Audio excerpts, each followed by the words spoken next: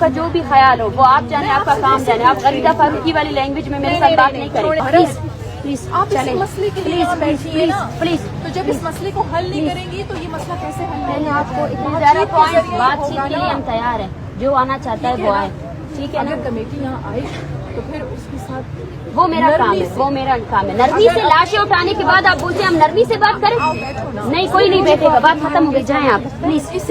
Don't waste my time. Don't waste my time. جائیں. یہ ماں یہاں بیٹھی ہوئی، آپ ان کے بچوں کو رہا کریں. یہ سیریسنیس ہے.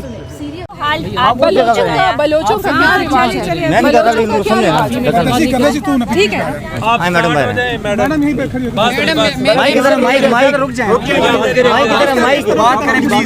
مائک دو یار. کس کا پیغام لے کر آئی تھی اور پونے گھنٹہ کیا ڈسکس ہوا؟ پیچھے تو ادھر آؤ. جی میم. بسم اللہ الرحمن الرحیم. میں یہاں پر گورنمنٹ آف بلوچستان کا پیغام لے کے آئی تھی، اور آپ جیسے کہ جانتے ہیں کہ پچھلے کئی دنوں سے یہ دھرنا یہاں پر جاری ہے، اور میں تو سمجھتی ہوں کہ جو حکومت ہے وہ واقعی میں والدین ہونے کا ثبوت پیش کر رہی ہے، اور بہت پیار سے آ کے بار بار ان سے رابطہ کر رہی ہے، اور انہیں یہی باور کروانے کی ہم کوشش کر رہے ہیں کہ بات چیت کے ذریعے ہی مسائل کا حل ہوگا. میں پچھلے 3 دن سے یہاں پر آ رہی ہوں، اور میرے ساتھ جو رویہ ہے وہ بھی آپ لوگ دیکھ ہی رہے ہیں کہ مجھے کس طریقے سے یہاں پر وہ کہتے ہیں کہ آپ نہ آئیں یہاں پر، اور کیمپ سے مجھے نکالنے کی کوشش بھی کرتے ہیں. میں خود بلوچستان سے ہوں، بلوچستان کا حصہ ہوں، بلوچ ہوں، اور میں چاہتی ہوں کہ ہماری مائیں، بہنیں، بیٹیاں اس طریقے سے جو سڑک پر بیٹھی ہوئی ہیں وہ نہ بیٹھیں، اور عزت کے ساتھ اور پیار سے اور افہام و تفہیم سے اس مسئلے کا حل نکلے. میڈم یہ بتائیے گا کہ آپ 3 دن سے یہاں پہ آ رہی ہیں.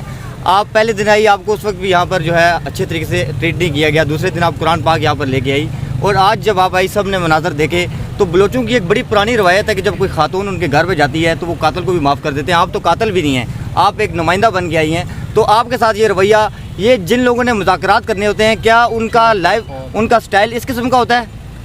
دیکھیں، بالکل کل میں جب یہاں پر آئی تھی، پہلے دن میں آئی تو ان کا رویہ بہت سخت تھا میرے ساتھ، اور کل میں آئی تو میں قرآن لے کے آئی اپنی ان روایات کو مد نظر رکھتے ہوئے. آپ بھی جانتے ہیں کہ بلوچوں کی ایک بہت ہی خوبصورت روایت ہے کہ اگر قاتل بھی اور عورت اگر گھر پہ چل کے چلی جائے تو قتل معاف ہو جاتے ہیں. میں قرآن لے کے آئی، اور میں نے ڈاکٹر مہرنگ کی گود میں قرآن رکھا، کیونکہ وہ شک کر رہی تھی مجھ پہ کہ پتہ نہیں مجھے کس نے بھیجا ہے. مجھے کس نے بھیجنا ہے؟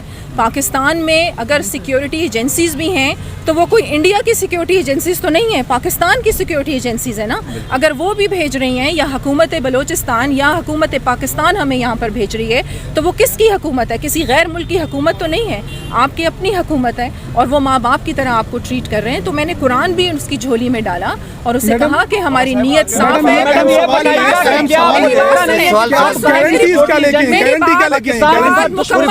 میری بات مکمل کرنے دیں.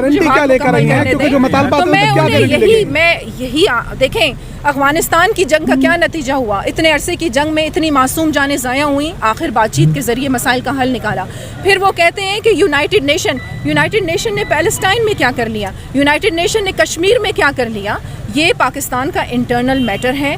ہم سب کو مل کے بیٹھ کے سر جوڑ کے اس مسئلے کو حل کرنا ہے. اور جہاں تک انہوں نے بات کی بالاچ کی، دیکھیں بالاچ کا جب وہ واقعہ وہاں پر ہوا تو سی ٹی ڈی پہ انہی کی ڈیمانڈ تھی کہ سی ٹی ڈی پہ ایف آئی آر ہوئی، آفیسرز کو سسپینڈ کیا جائے. آفیسر سسپینڈ ہوئے، ان کی ڈیمانڈز گاہے بگاہے مانی جا رہی ہیں.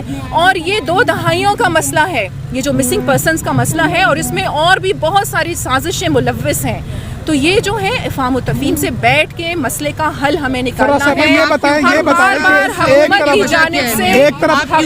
جانب سے مارنگ اتنا غصہ کیوں ہو رہی ہے آپ کے اوپر؟ جو آپ کی ماضی کے بیانات کی وجہ سے تو نہیں ہے؟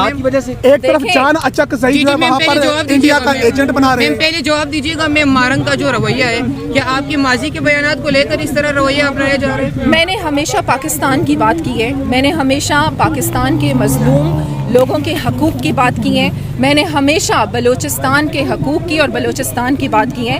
कौन से माजी की आप मेरे बयानात की बात करते हैं? मैं एक पाकिस्तानी हूँ और एक मुहिब्बुल वतन हूँ। मुझे नहीं पता कि महारंग का ऐसा रवैया क्यों है। हालांकि मैंने उसे समझाने की कोशिश की है कि अगर आप अपने हक की बात करते हैं, आप हकूक की लेने के लिए कहीं पर आते हैं तो किसी को डंडा मार के या गोली मार के अपने हकूक की बात नहीं करते, आप नरम लहजा इख्तियार करते हैं। और जब इसी मसले के लिए वो इधर कितने दिनों से बैठी हुई है, मैं तो उसी मसले पे बात कर रही हूँ। वो बार बार मुझे कह रही है मेरे पास टाइम नहीं है, मेरे पास सिर्फ 5 मिनट है, आप जाए इधर से, मैं बिजी हूँ, आप जाए, मैं इधर से बिजी हूँ। भाई किस बात पे बिजी हैं आप? इसी मसले के लिए यहाँ पर बैठी हैं, तो 24 घंटे भी अगर हम आपसे बात करें इस मसले पर तो आपको हमसे बात करनी चाहिए।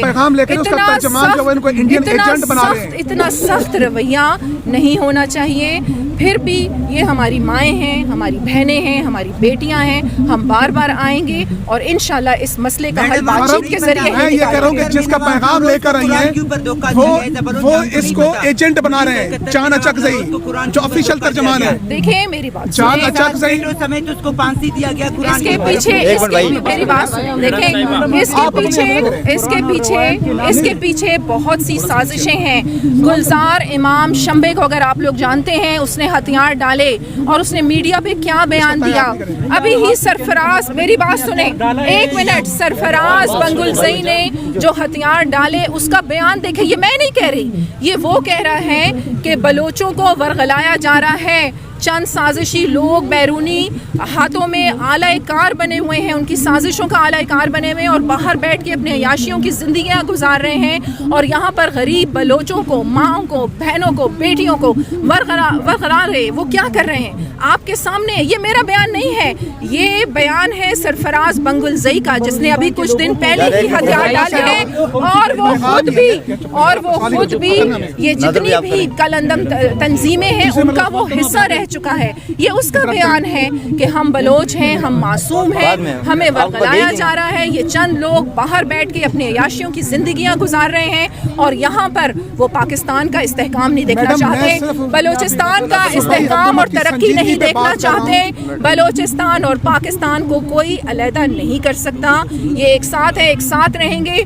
और बलोचिस्तान की तरक्की पाकिस्तान की तरक्की है, पाकिस्तान की तरक्की बलोचिस्तान की तरक्की। आप जिनका पैगाम लेकर आई हैं, आपने कहा कि मैं सूबाई हुकूमत की तर्जमान बन गई हूँ, जो ऑफिशियल तर्जमान है जिसका नाम जान अचकज़ई है। मैं जब फर्स्ट डे यहाँ पर, मैं जब पहले दिन यहाँ पर आई, मैं बार बार आपको कह रही हूँ, मेरी बात सुनिए, मैंने आपका सवाल सुन लिया है। मैं फर्स्ट डे जब यहाँ पे आई तो मैं अपनी ज़ाती हैसियत से ये आई थी क्योंकि मैं खुद भी एक बलोच औरत हूँ, बलोचिस्तान से मेरा ताल्लुक़ है, हमारी माएँ बहनें बेटियाँ यहाँ पर बैठी हुई हैं। फिर जब मैंने इनकी डिमांड सुनी तो मैंने गवर्नमेंट ऑफ बलूचिस्तान से बात की और उन्होंने मुझे ये कहा कि बिल्कुल आप इनसे बात करें, कमेटी हम कायम करते हैं, जितनी भी FIR ड्यूरिंग प्रोटेस्ट जो इनके लोग गिरफ्तार हुए थे उनकी FIR भी हम ख़त्म कर देंगे। ये आ जाएँ यहाँ पर, वापस आ जाएँ बलूचिस्तान में, हम बैठ के इनके मेंबर्स कमेटी का हिस्सा बने, हम बैठ के टाइम फ्रेम तय करते हैं और मसाइल का हल। 20 साल से कोई कमेटी नहीं बन सकी।